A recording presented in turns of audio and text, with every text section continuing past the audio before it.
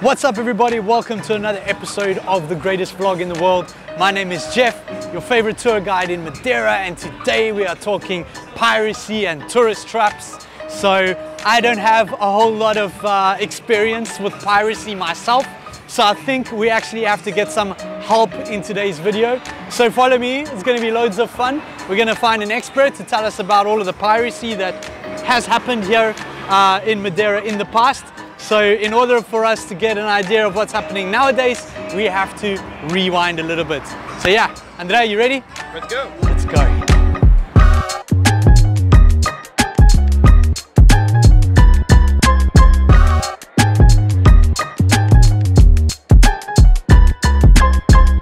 We're gonna go and meet up with Lisa, right? She knows about all the pirates in Funchal, and actually, you know, obviously we have an idea of what we're filming this time. So I've heard the name of the guy, but I know nothing about him. So together, we're going to be learning about these pirate tales from an expert. So pretty excited. The weather has been getting a lot better, by the way. Today it's a bit cloudy, it's a bit funky, but it's still very hot. So for those of you who are coming over, don't worry about the weather. It is still fantastic. I feel sorry for any of you who do not know who this lady is. All right, Lisa over here, thank you for joining us, Lisa, and for helping us figure out this difficult task, all right, of distinguishing about the piracy in Madeira. So, as promised to you guys, we're going to have Lisa with us for the next hour or so, and we're going to be checking out some stories on a specific pirate, I believe. On a specific event that took place in Madeira in 1566. Yes, which is the pirate attack. Which is a pirate That's attack. about all I know. So I'm just gonna pass on to Lisa, and I'm gonna go out somewhere and answer emails and do. I'm just kidding. I'll be here to help you. Thank you. But I don't think you need any help. Anyway, so here we are. Could you tell us a little bit, Lisa? Where are we? Why are we here? We are at what's the deal? San Lourenço. When the Portuguese settled here, it took them about 1 century before they actually decided to make some fortresses in Funchal. And they only decided to do so after the pirate attack because there was nothing. There was no fortresses or whatsoever, barely any weapons on the city when the pirates invaded Funchal. Although there wasn't really much to work with. When the pirates invaded the city, some of the locals still fought them in this area actually. This tower already existed. This tower dates from 1540. Wow. And some of the noblemen managed to come down to Funchal. They fought the pirates here, and one of the locals even managed to hurt Bertrand de Montluc, the commandant of the French invaders. He was wounded in a knee, and he ended up dying from that wound 3 days later. After this attack, they finally decided to build some fortresses in town, and this was the very first one we had in Funchal. So do you think it was a case of like the pirates were slowly starting to kind of get in there until it got to that big point? Or was it like Madeira was nice and peaceful and everything was okay, and then all of a sudden one big event happened? It was one big event happened. Okay. The island was becoming very popular for the sugar trade. It was becoming very wealthy, and people knew this abroad. So of course that all this wealth was attracting not only foreigners to continue these trades here in Madeira, but also the people that wanted to make a quick buck, maybe. Kind of like what's happening now? Yes. Amongst the about 1,000 pirates that invaded Funchal, at least one of them was a Portuguese man, Gaspar Caldeira, and he actually helped the French pirates to orchestrate this attack on the island. So they knew that there was a lot of wealth, there was a lot of things that they could sell for quite a lot of money somewhere else. Because of Gaspar? Because of the Gaspar, which he was actually executed in Lisbon sometime afterwards for treason, yes. Good, yes. Good.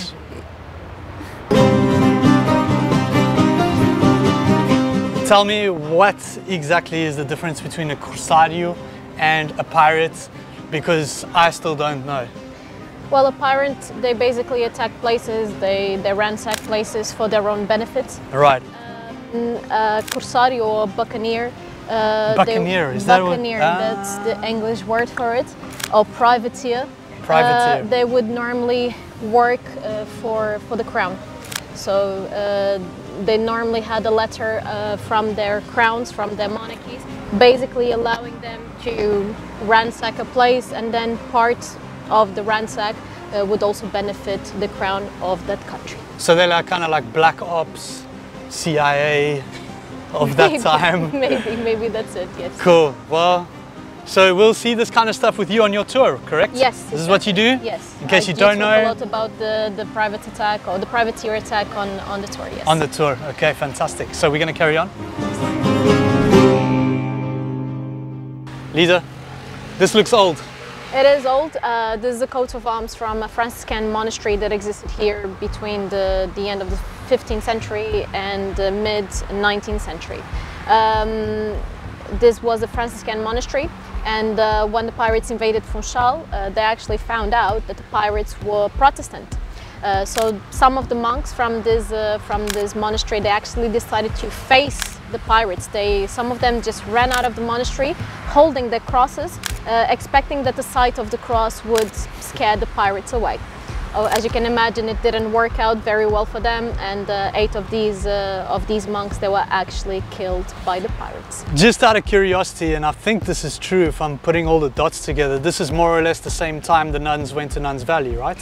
It is indeed, yes, yes. Okay. They ran away from the convent because, well, they knew there was an attack coming, so they had to put themselves into safety. So they ran away to this isolated area, which was the Nuns Valley, that belonged to them. So they took cover there while the pirates were around town. They probably saw what happened to the monks, right? They were like, yes. Well, we're not running out Exactly. of crosses, you know, yes, we want yes, guns. Yes. Maybe the women Yes. are a little bit smarter, isn't it? You know, they're like, no, we're not. They know they always are into a bit more risk, into different sorts of risks than men. Of course. Yes. Okay, you have more to show us, right? I hope so, because we still got like so much to tell these guys. Really? Okay. Let's go. Which way are we going? That way. This way? Blandies. Blandies. Ooh, I love blandies.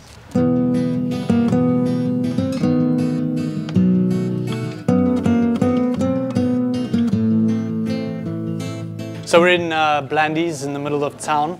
And Lisa, you said that this place used to be the monastery. It used to be part of the monastery. This was the Franciscans' wine lodge. So they did produce their own wine. They used to store their own wine here. How long ago was this? Well, at least since the 16th century that they have the wine lodge in this area. Okay. The pirates, they also knew this. So of course that many of the pirates, they actually stayed here for most of the 16 days that they ransacked Funchal. Many of them got completely drunk with the wine that the Franciscans used to produce here. The wine that they didn't manage to drink or to sell, because they also sold as many barrels as they managed to put on the ships, they actually poured down the drains at the end of the 16 days. They were really assholes, weren't they? Well, if they couldn't have it, they just destroyed it. I suppose this is the quickest way to find out if somebody is a pirate, is check how much they drink. Maybe. Instead of rum, these ones just drank the wine. So thankfully now this place is looking a lot better, of course, and you can come out here and visit Blandies, one of the most well-known brands, what's the word I'm looking for, the most emblematic brands here in Funchal, and their wine is awesome. So Lisa, maybe we could stop for just a little bit of wine. Sure. Yeah? Are you a pirate? Hey, No. what? You don't put words in my mouth. Just asking. Just wine and chocolate. Pode ser para mim boal. 5 anos boal tem. 5 anos boal e vou querer alguns chocolates. Ok, vai-se levar esta de maracujá. Ou de madeira doce. Ou Blandies de chocolate, porque não? Poncha. E pistácio. Branco ou negro? Branco. Branco ou negro. E vamos esperar que a Lisa come chocolate. You're gonna have a little bit of chocolate, right? I got a few. I mean, if you insist. Yes. I believe pirates love chocolates. Do they? Especially poncha flavored Poncha flavored chocolates. So I stole the Poncha one. Pistachio, maracujá, vinho Madeira, and something brandies. You can choose which one you. I'm stealing the Passion fruit. Oh, sugar. Sorry. I'll get you another one. I have a new favorite at Wild Cacao. Which is? Strawberry. Oh my God. So we've got a 5-year Bual. If I'm drinking Madeira wine, it's at least 5 years old, all right? If it's 3 years old, then I'm like shooting it down just I just want the results, you know, I'm not enjoying the process kind of thing. So if you want to enjoy the process, make sure you get a nice old Madeira, or at least 5 years, because by law 5 years has to be 5 years in the barrel. We're not getting into it's not a wine video. We're in the Max Roma room in the Blandies, is where they do like their tastings and stuff. So you guys can check, it's really beautiful. You can smell the wine, the barrels and all of that. And you can get some chocolate and some wine, which might even be complimentary in the tour. The wine, yes. The chocolate, probably not. Probably not the chocolate, but the wine. So yeah, you guys want to come and check this place out. Max Romer is the guy who did this this mural, I believe. Again, something I don't know too much about, but what I do know about Max is that he was basically the first graphic designer in Madeira. A lot of the old Reed's Palace and Lido kind of graphics. And like I've seen a couple in the Reed's Palace. They're advertising the ship rides over the cruises and things like that. But he was also, of course, an artist. He was an artist. He was German. He moved to Madeira in 1922. And yes, other than all this beautiful art that he did in some of the buildings, he also did very beautiful postcards that are still somewhere out there. Postcards, that's the one, because some of his bigger ones were like postcards. And one thing he used to do very often was to actually paint the day-to-day life of the Madeiran people. So you guys can find Lisa on Instagram under Free Walking Tours Funchal, yes, or WTF. No, just Free Walking Tours Funchal now, yes. I love the WTF though, you know, it's just like, it's got such a nice little ring. Anyway, you can find Lisa on Free Walking Tours Funchal. Best way to book with you is via email, correct? Via email or on the website. Or on the website. Everything will be linked down below, but of course, just check out Free Walking Tours Funchal with Lisa. And how the bookings, there's lots, eh? Like, yes. When's your next availability? Especially now for summertime, normally there's a lot of people joining the tours, but every Tuesday, Thursdays, Wednesdays and Saturdays as well, I'm out doing these tours. Yeah. Cool. So yeah, book early, don't be disappointed. We're going to enjoy our wine and we're going to see what Lisa has in store before we start talking about the modern day scams and pirates. So don't go away, all right? Don't go away. We are going to get into that juicy stuff that the clickbait title promised, okay? So, yeah.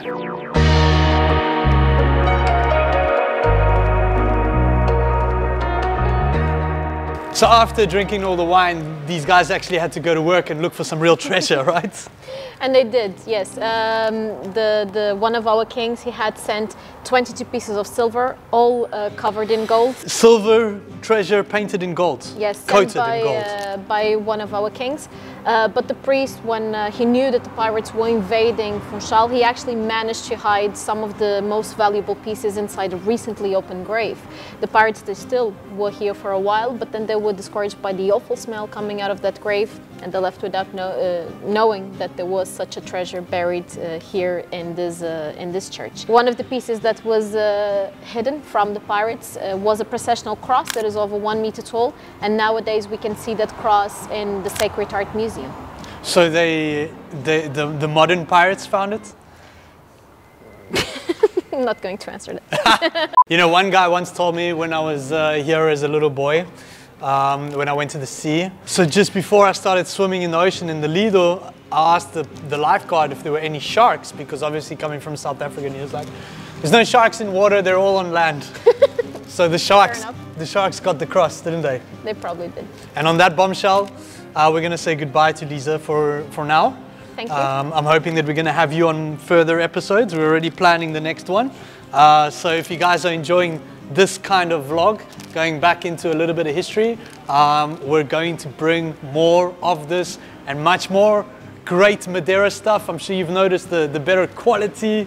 Now we're taking things to the next level. So like and subscribe and share with all of your Madeira friends, okay? So Lisa, it's time to say goodbye. All her details in the bottom. And I will see you in the next video. Yes. Cool. You guys, Cheers. with me. Let's go.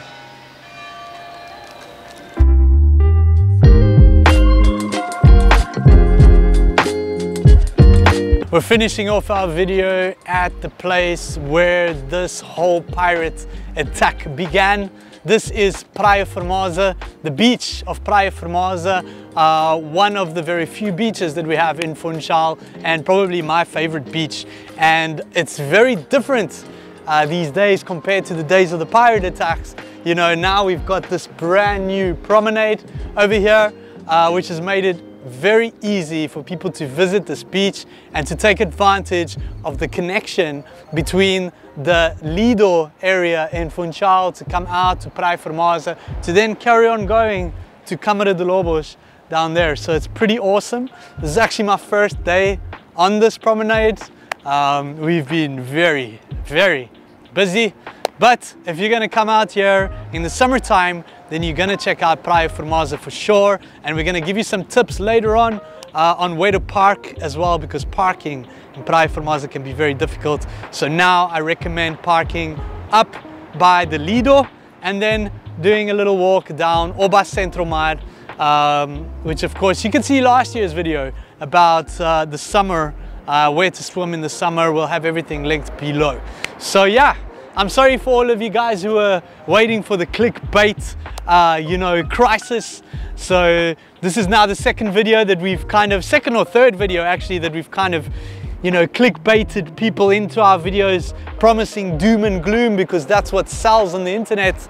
And then they get there and they see this, you know, positive vibe people. So if you don't want to go out with the pirates, make sure to book your tour at hittheroadmadeira.com. You can use the promo code Hugo for President for 10% off of your booking.